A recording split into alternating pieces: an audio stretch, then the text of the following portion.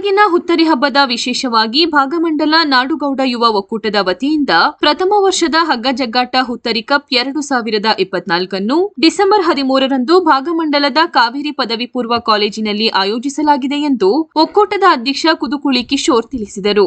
10 ಕುಟುಂಬ 18 ಗೋತ್ರದ ಕೊಡಗು ಅರೆಭಾಷೆಗೌಡ ಜನಾಂಗದ ಕುಟುಂಬಗಳ ನಡುವೆ ಪಂದ್ಯಾಟ ನಡೆಯಲಿದೆ. ಪಂದ್ಯಾಟ ಪುರುಷ ಮತ್ತು ಮಹಿಳೆಯರಿಗೆ ಪ್ರತ್ಯೇಕ ವಿಭಾಗಗಳಲ್ಲಿ ನಡೆಯಲಿದ್ದು, ತಂಡದ ಹೆಸರು ನೋಂದಣಿಗೆ ಡಿಸೆಂಬರ್ 5 ಕೊನೆಯ ದಿನವಾಗಿದೆ. ಮೊದಲು ಹೆಸರು ನೋಂದಾಯಿಸಿದ ಪುರುಷರ 50 ತಂಡ ಮತ್ತು ಮಹಿಳೆಯರ 30 ತಂಡಗಳಿಗೆ ಮಾತ್ರ ಅವಕಾಶವಿರುತ್ತದೆ ಎಂದು ತಿಳಿಸಿದರು. ಪುರುಷರ ಒಂದು ತಂಡದ ಒಟ್ಟು ತೂಕ 640 ಕೆಜಿ ಮೀರಬಾರದು. ಜೊತೆಗೆ ಗರಿಷ್ಠ 10 ಆಟಗಾರರನ್ನು ಮೀರಬಾರದು. ಮಹಿಳೆಯರ ಒಂದು ತಂಡದ ಒಟ್ಟು ತೂಕ 540 ಕೆಜಿ ಮೀರಬಾರದು ಮತ್ತು ಗರಿಷ್ಠ 10 ಆಟಗಾರರನ್ನು ಮೀರಬಾರದು. ಪುರುಷರ ಹಗ್ಗ ಜಗ್ಗಾಟದ ವಿಜೇತರಿಗೆ ಪ್ರಥಮ ಸ್ಥಾನ 20,000 ನಗದು ಮತ್ತು ಆಕರ್ಷಕ ಟ್ರೋಫಿ, ದ್ವಿತೀಯ ಸ್ಥಾನ ಪಡೆದ ತಂಡಕ್ಕೆ 15,000 ನಗದು ಮತ್ತು ಆಕರ್ಷಕ ಟ್ರೋಫಿ ನೀಡಲಾಗುವುದೆಂದು ತಿಳಿಸಿದರು.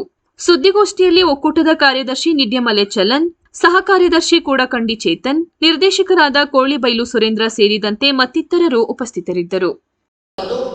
ಮತ್ತು ಗರಿಷ್ಠ 10 ಆಟಗಾರರನ್ನ ಮೀರಿರಬಾರದು.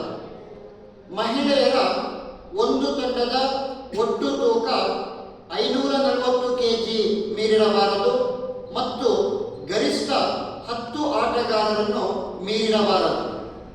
ಪುರುಷರ ಹಗ್ಗ ಜಗ್ಗಾಟದ ಪ್ರಥಮ ಬಹುಮಾನ 20,000 ರೂಪಾಯಿ ನಗದು, ಆಕರ್ಷಕ ಟ್ರೋಫಿ ಮತ್ತು ಪದಕವನ್ನು ಹೊಂದಿರುತ್ತದೆ. ದ್ವಿತೀಯ ಬಹುಮಾನ 15,000 ರೂಪಾಯಿ ನಗದು, ಆಕರ್ಷಕ ಟ್ರೋಫಿ ಮತ್ತು ಪದಕವನ್ನು ಹೊಂದಿರುತ್ತದೆ.